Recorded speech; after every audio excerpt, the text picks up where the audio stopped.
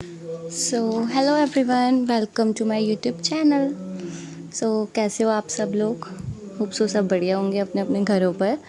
तो आज हम आपके लिए एक नया टॉपिक लेकर आए हैं जो कि पीडियाट्रिक से है। एंड पीडियाट्रिक की जो हमारी यूनिट है पीडियाट्रिक इमरजेंसीज़, उसका एक टॉपिक है एंड इम्पॉर्टेंट टॉपिक है क्योंकि ये जो टॉपिक है हमारे कॉम्पिटिटिव एग्ज़ाम्स में भी पुट ऑन हो सकता है, हमारा जो इंटरव्यूज़ होते हैं उसमें भी पुट ऑन हो सकता है एंड प्लस जो हमारे एग्ज़ाम होते हैं कॉलेज में एक्सटर्नल एग्ज़ाम्स उसमें भी ये मार्क स्कोरिंग्स वाला टॉपिक है। तो आज मैं आपको ये टॉपिक पढ़ाने जा रही हूँ, दैट इज़ पॉइजनिंग।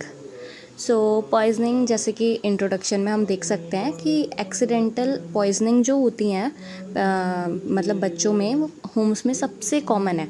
तो मतलब 12th लीडिंग कॉज है ये।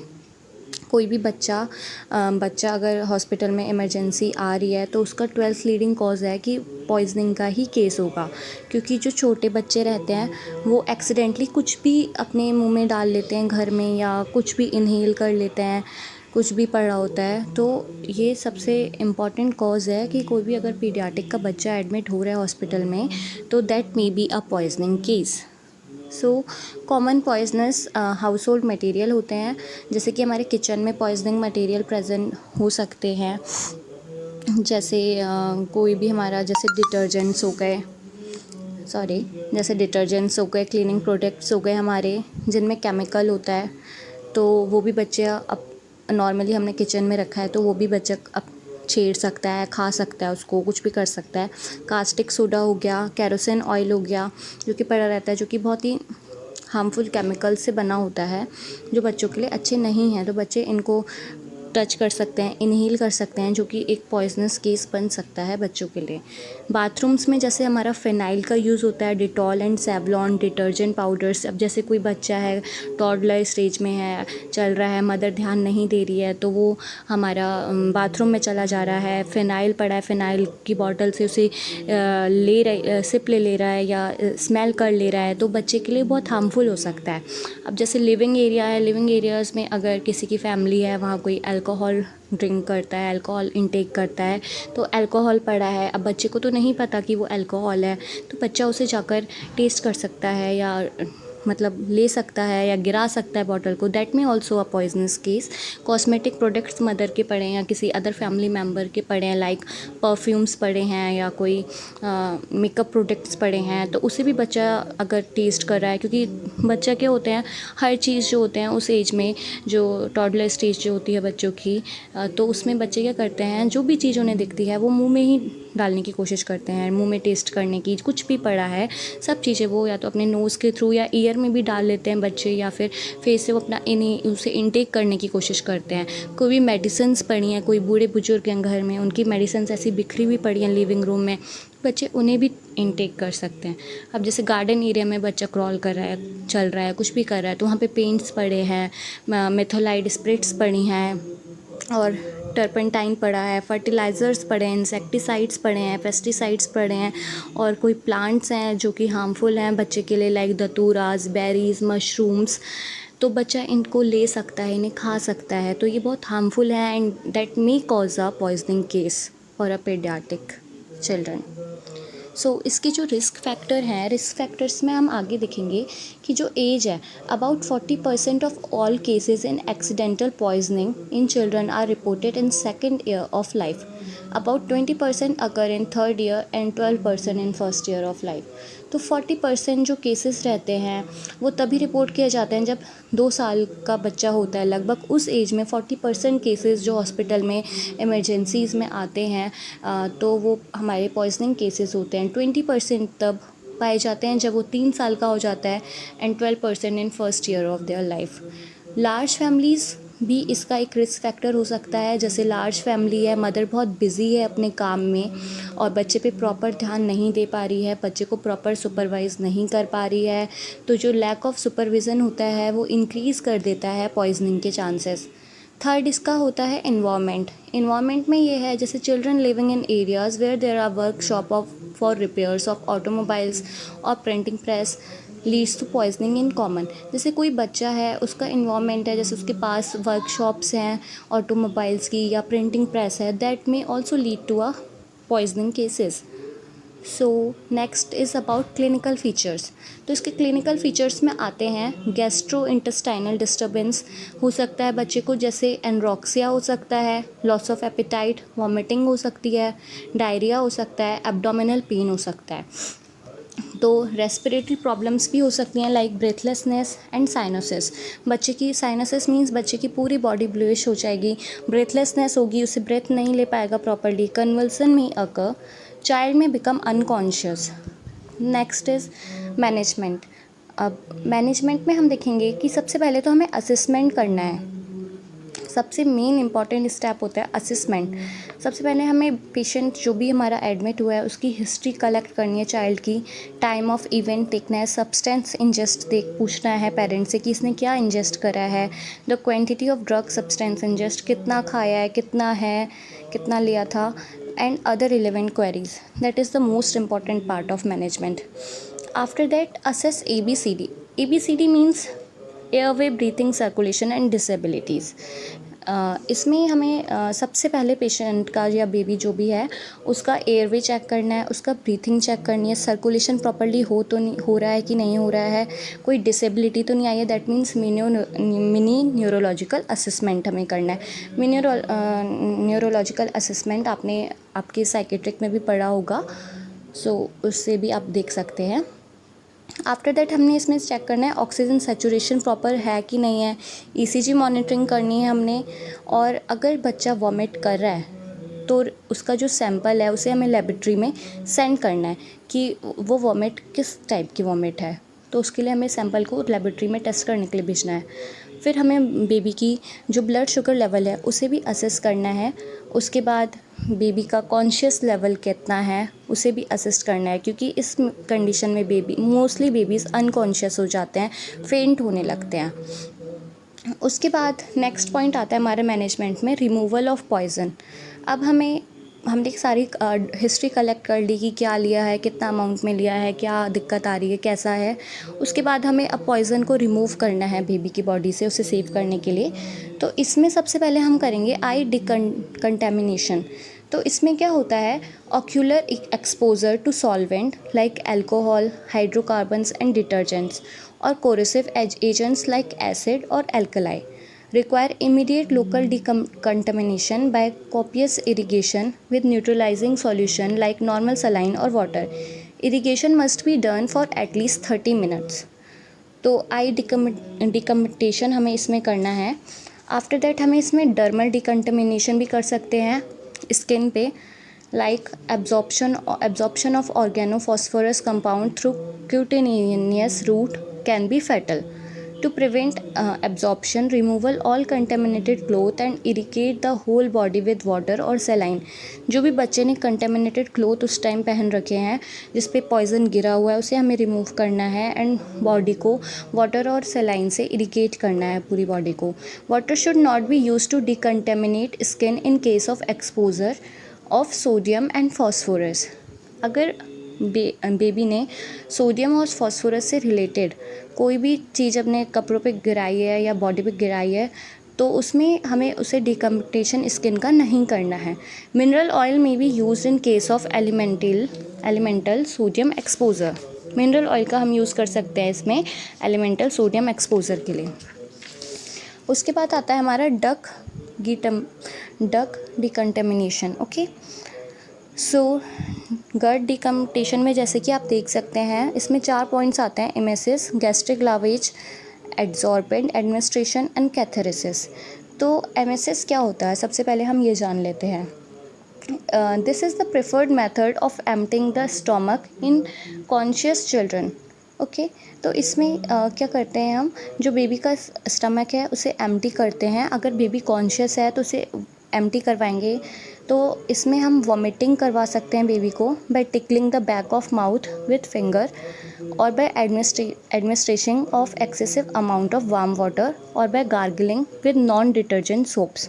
तो इसमें हम बेबी को मोस्टली कोशिश करते हैं, अगर बेबी कॉन्शियस है तो हम उसे वॉमिटिंग कराने की कोशिश करेंगे, लाइक उसके माउथ में फिंगर इंसर्ट करके उसे टिंगलिंग करके, या फिर उसको warm water warm water administration करवा के एक्सेसिव अमाउंट में, और या फिर गार्गलिंग करवाएंगे विद नॉन डिटर्जेंट सोप्स। तो syrup of ipecac may be used for inducing emesis in children older than 6 month. तो इसमें हम सिरप्स भी प्रोवाइड कर सकते हैं जिससे बच्चे को वॉमिट हम करवा सकते हैं। A single dose of 10 ml is given to 6 to 12 month age infants and 15 ml for children above 1 year of age. तो सिंगल डोज इसमें दी जाती है 10 ml की अगर बच्चा 6 से 12 महीने का है, एंड इन्फेंट्स में 15 ml दी जाती है childrens above 1 year of age. Vomiting must not be induced in corrosive और corrosion poisoning and in comatose patient. अगर जो भी हमारा बेबी है अगर वो कोरेसिव या कोरिजन पॉइजनिंग है या कोमेटोस पेशेंट है तो उसमें हम वॉमिटिंग नहीं करवाते हैं पेशेंट को। सेकेंड इसमें लिखा है गैस्ट्रिक लावेज। गैस्ट्रिक लावेज आप लोगों ने फर्स्ट ईयर में पढ़ा होगा F1 में क्या प्रोसीजर होता है गैस्ट्रिक लावेज का। So you all must know about gastric lavage very well. So इसमें क्या होता है, इफ़ वॉमिटिंग डज नॉट अगर बेबी जो है वो वॉमिटिंग नहीं कर पा रहा है तो गैस्ट्रिक लावेज का यूज़ हम करेंगे पॉइजन को रिमूव करने के लिए बॉडी में से। In an alert patient with minor injection activated charcoal given by mouth is sufficient for gastrointestinal decontamination. इसमें क्या है कि हम एक्टिवेटेड चारकोल बच्चे को देंगे माउथ से इन सफिशिएंट अमाउंट में, ठीक है। तो गैस्ट्रिक लावेज में be done with the tap water, 4 or 5 washes should be done and the volume of water which each time should be 10 to 15 ml per kg। उसके बाद इसमें लिखा है adsorbent administration. An agent that binds with toxic agent in the GIT is known as adsorbent. जो भी हमारा agent है, जो हम कोई एजेंट इसमें अप्लाई देंगे बॉडी को, जो हमारा जो टॉक्सिक एजेंट है जो पॉइजन इनटेक करा है उसके साथ जाकर जो जुड़ जाएगा उसे हम कहते हैं एड्जॉर्बेंट। तो activated charcoal is the most widely used adsorbent. तो इसमें सबसे ज़्यादा हम एक्टिवेटेड चारकोल का यूज़ करते हैं जो बहुत ईजीली हमारे पॉइजन के साथ या टॉक्सिक एजेंट के साथ जाकर बॉडी में अटैच हो जाता है। For comatose patient with potentially serious overdose, gastric lavage is followed by administration of activated charcoal via an orogogastric or nasogastric tube within 1 to 2 hours of ingestion. Okay, the dose of activated charcoal should be at least 10 times the dose of ingested toxic material. जो हम activated charcoal की dose दे रहे हैं that should be at least 10 times the dose of ingested toxic material. मतलब जो भी material को ingest करा है टॉक्सिक मटेरियल को उसके 10 times ज़्यादा डोज हमें देनी है अपने एड्जॉर्बेंट की। लास्ट इसमें आता है कैथेरेसिस। In case of poisoning with non-corrosive substance, laxatives and purgatives may be given as they increase gut motility and reduce absorption. अब नॉन कोरोसिव सब्सटेंस की अगर पॉइजनिंग हुआ है, in case of poisoning with non corrosive substance, उसमें हम laxative and purgatives देते हैं। They may increase the gut motility and reduce the absorption. Commonly used catharetics are sorbitol and mannitol. Okay, 1 to 2 gram per kg and magnesium or sodium sulfate 200 to 300 mg per kg. इसके बाद आता है हमारा antidote therapy. Antidote therapies में हम क्या करते हैं, इसमें जैसे कोई भी एंटीडोट प्रोवाइड किया जाता है, जो भी पॉइज़न इनटेक करा है उसका एंटीडोट हम देते हैं उस पॉइज़न को रिमूव करने के लिए। द एंटीडोट में बी केमिकल, फिजियोलॉजिकल और physical. Chemical antidote combine with poison and render it incurs. Physiological antidotes counteract the effect of poison on metabolism and physiological function of body and thus prevent its harmful effect. So, physical antidote prevent the contact of poison substance with target organ or reduce adsorption of toxic components. So antidote therapy में हम बस उससे related हम antidotes provide कराते हैं जो भी poison intake करा है। That commonly used antidotes list are given you in this below picture. Like for organophosphate we give atropine. Cyanides के लिए हम देते हैं अमाइल नाइट्रेट। डिजॉक्सिन अगर है तो उसके लिए हम देते हैं एंटी डिजॉक्सिन। पैरासीटामोल अगर इनटेक करा है तो एसाइटिल साइटिसिन देते हैं। इरिटेंट गैसेस है तो ब्यूटासोनाइड्स देते हैं। लीड है तो कैल्शियम डाइसोडियम एडिटेट देते हैं। बेनोडिज़ेपाइन है तो फ्लूमेसिनाइल देते हैं। मिथेनॉल है तो हम इथेनॉल देते हैं। इंसुलिन इनटेक करा है एज अ पॉइजन तो हम ग्लूकोज देते हैं। ओपियाइड्स एनाल्जेसिक यूज़ करा है तो हम नैलोक्सोन देते हैं। कार्बन मोनोऑक्साइड करा है तो हम ऑक्सीजन देते हैं। कॉपर दिया है तो पेनिसिलमाइन देते हैं। एंड वारफरिन इनटेक करा है तो हम क्लॉटिंग फैक्टर्स देते हैं। सो यहाँ से आप ये लिस्ट देख सकते हैं। एंड गाइस, अगर आपको ये मेरी पीपीटी चाहिए तो डिस्क्रिप्शन बॉक्स में हमारी ईमेल आईडी भी मेंशन रहती है। अगर आपको किसी को भी ये पीपीटी या हमारे सेल्फ नोट्स चाहिए तो आप हमसे कमेंट सेक्शन में बोल सकते हैं या हमें मेल कर सकते हैं directly that in which topic you want the notes. Okay, so next है हमारा प्रमोशन ऑफ पॉइजन एक्सक्रीशन। तो इसमें फोर्थ आता है फ्लूइड इनटेक को हमें इंक्रीज़ करना है, क्योंकि पॉइजन को अगर हमें एक्सक्रीट आउट करवाना है तो फ्लूइड इनटेक इंक्रीज़ होगा। उसके बाद हमें हीमोडायलिसिस और हीमोपरफ्यूज़न करवाना है। पेरिटोनियल डायलिसिस भी हम इसमें यूज़ कर सकते हैं। Drug can be remove effectively by haemoperfusion and haemodialysis that include barbiturates, carbenzimamine and salicate the thiopellicin and etc. Then supportive therapies में हम इसमें देते हैं maintain patent airways, administration oxygen therapy, in severe cases administer diazepam और midazolam, and infection are treated with antibiotic, analgesic and antipyretic in case of fever. So prevention इसमें हमें लेना है that poison substance should be kept in secure places out of reach of children's.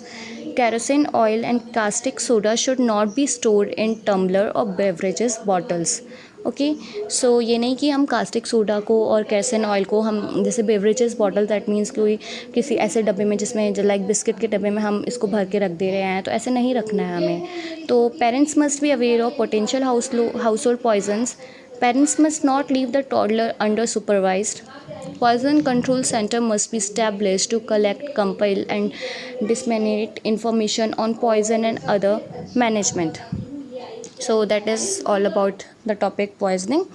If आप लोग को कोई दिक्कत आई हो इसे समझने में तो आप हमें कमेंट बिलो कर सकते हैं। कोई टॉपिक, कोई पॉइंट्स आपको समझ नहीं आया हो, वैसे तो ईजी था, हमें पॉइजन के बारे में पहले से ही नॉलेज होती है, पॉइजनिंग केस सो इम्पॉर्टेंट भी है, मार्क स्कोरिंग्स भी है, और प्लस हम ऐसे केस को अगर सामने से देखेंगे एंड हमें थ्योरेटिकल नॉलेज होगी तो हम इजीली रिलेट कर पाएंगे हर चीज़ को। सो गाइस, अगर आपको ये वीडियो पसंद आई हो तो please like, share and subscribe our channel and don't forget to comment below the point which you don't have understand. And if you want more videos on more topics related to pediatric, psychiatric or any other subject of nursing, so you can comment below. Thank you and don't forget to subscribe it. Thank you. And अगर आपको nursing से related और भी videos देखनी है, nursing lifestyle के related, तो आप एक और चैनल है हमारा नीचे, उसे हम डिस्क्रिप्शन बॉक्स में मेंशन कर रहे हैं, उसे भी सब्सक्राइब करना ना भूलें। So thank you, stay home and stay safe.